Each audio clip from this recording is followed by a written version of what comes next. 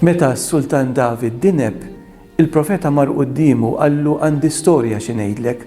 Qallu kien hemm raġel li kellu 100 naġa u kien hemm raġel ieħor li kellu naġa waħda.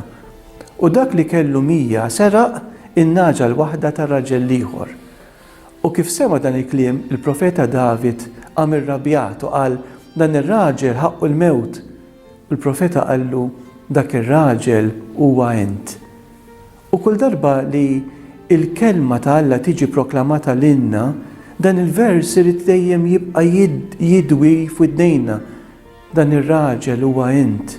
Il-kelma hija indirizzata lina, għalkemm il-kelma nkitbet eluf ta' snin ilu, imma tibqa' ħajja u għalhekk tibqa' importanti. Hija kelma li tagħtina tant tama meta nisimgħu tant mirakli ta' Ġesu, tant ġubijiet, hija kelma li tfarraġna. Hija kelma li anki ċanfarna għaliex il-kelma hija bħal mera li aħna nersu qudiema biex naraw lilna nfusna kif aħna. Imma hija kelma li ddawwanna bħalma kienet il-kewba li mexxiet il-maġi sal-post fejn kien hemm Ġesu. Anke l-kelma ta' Alla għandha dan is-seħer li twassalna propju sal-post ta' Ġesu.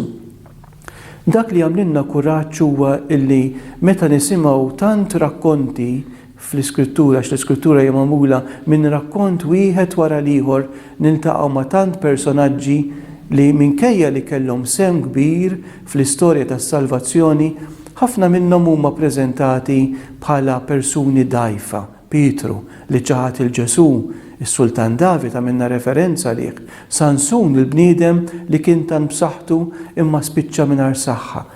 F'daw il-karattri naraw l-istorja tagħna.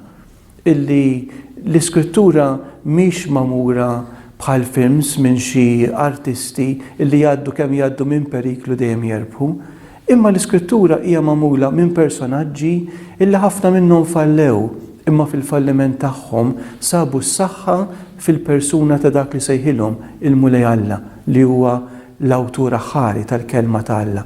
U allura dan huwa dak li rridu nżommu f'moħħna kull darba li aħna nersqu lejn il-kelma ta' Alla, li fiha qed naqraw l-istess storja tagħna, storja illi minkejja kollox tagħmlilna kuraġġ għax tfakkarna li l-Mulej huwa l-awtur ta' din l-istorja. Dak li naqraw fis-san fl-aħħar mill-aħħar, jekk il-Mulej ma jibnix id-dar għal xejn jitħabtu l-bennejja, kemm nitħabtu aħna, il-Mulej huwa dak li jrid jibni. U għalhekk daw l-episodji kollha li l-kelma tippreżentanna huma ta' faraġġ, huma ta' kuraġġ għalina sabiex minkejja kollox inkunu nistgħu nibqgħu mixja l quddiem fil-mixja tagħna wara Ġesu permezz ta' dan ir-rigal kbir li Knisja tatna, ir-rigal tal-kelma ta' Alla.